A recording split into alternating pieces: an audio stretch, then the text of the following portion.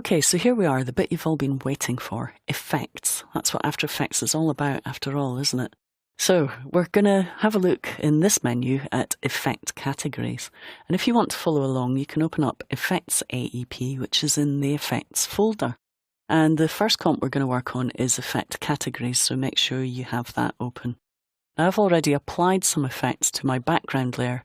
If you select it down in the timeline, hit E on the keyboard, that will open up all the effects that have been applied. And I can double click one of the ones in the list to open up my Effect Control panel.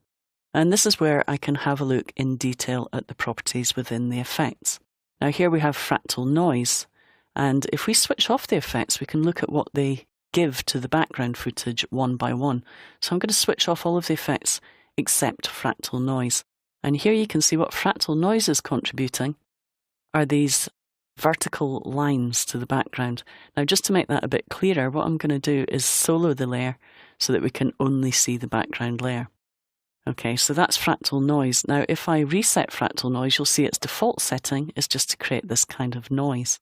But I've messed around with the properties to create this kind of effect. So fractal noise is from the noise and grain section.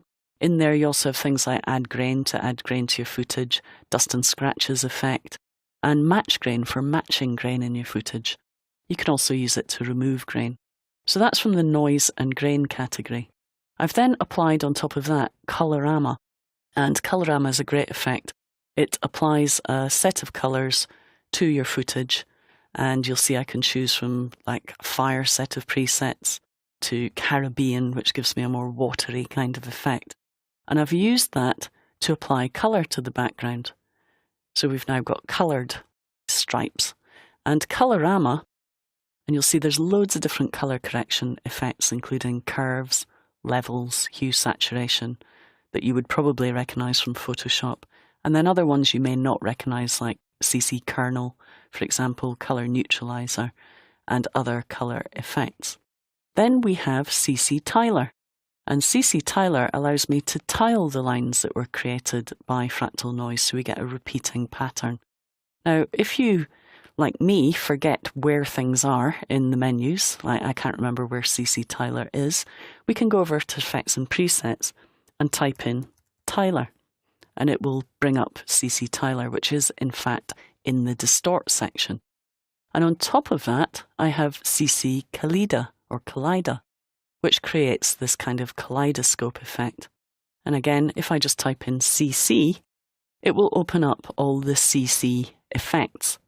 Now, many of these have been updated in CS6, so they're 32-bit. And if we scroll down, you'll see we have them in all different categories: blurs and sharpens, channel effects, color correction effects. And if we scroll down, eventually we will find Kaleida, which is in the stylize category. And the stylize category is full of things that will make your footage just look amazing. Things like CC plastic, reptile, burn film, lots of effects to stylize your footage. Now on top of that, I have CC lens, which gives us this lens effect. And if I remember correctly, that's up here in the distort section.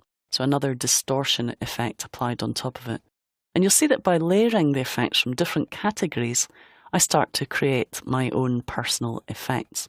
Now on top of that, I wanted to create a ramp effect, but unfortunately the ramp effect in After Effects, which creates gradients, doesn't have blending modes. So the effect that I use to create a ramp with a blending mode is for color gradient. And if I switch that on its own, you'll see basically what it does. It creates a dark to light gradient. It gives me 4 points, which is great, so I can create these diagonal gradients.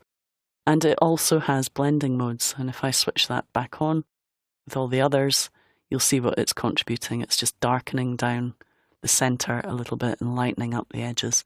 And I've adjusted the opacity to exaggerate the effect. You can choose multiply or something like that if you want a more subtle effect. But color burn gives me a really strong effect. So for color gradient, if we type in 4, is in the generate section. So it will generate a gradient for you. Now, then we have blurs. So I've used a radial blur here, which will blur more on the outside than on the inside. And I've changed the settings to give me a zoom blur. You can also have like a rotational blur, which will look more like something inside a washing machine. And that's from the blur section. If we have a look in there, there are lots of blurs like Gaussian blurs, radial blurs. Unsharp mask is also in there, so if you need to sharpen things, the sharpen plugins are also in there.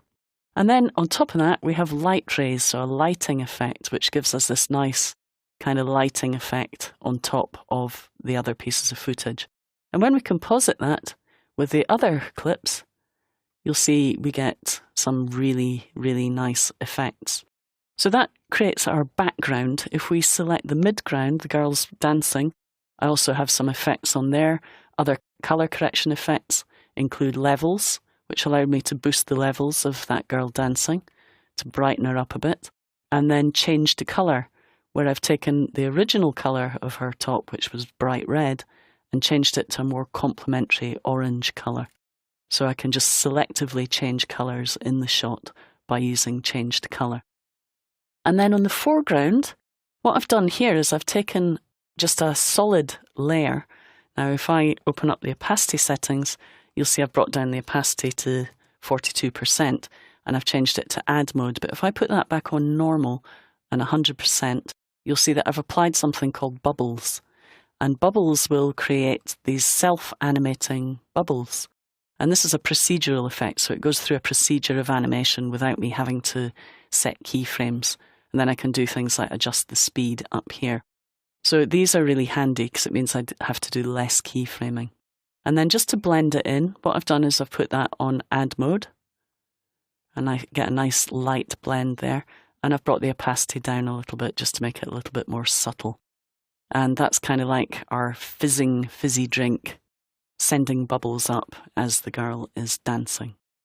So that's a little run through of some of the effect categories. There are a load more that we haven't even covered, but what I want you to do is just have a look through these in your own time, and you can use the wonderful online help to give you a little example of each of these effects. So if you need help figuring out what any of these effects in these categories do, just go straight to the help menu, choose After Effects Help, and just do a search through the effects, and you'll see a little preview of each of the effects and a little description of what they do. The After Effects help really is your best friend. Well, maybe your second best friend or third best friend, because obviously me and Todd are your best friends in terms of After Effects help. But the online help comes a very close third. So that's a little bit about effects. Feel free to practice with some different effects on here as an experiment.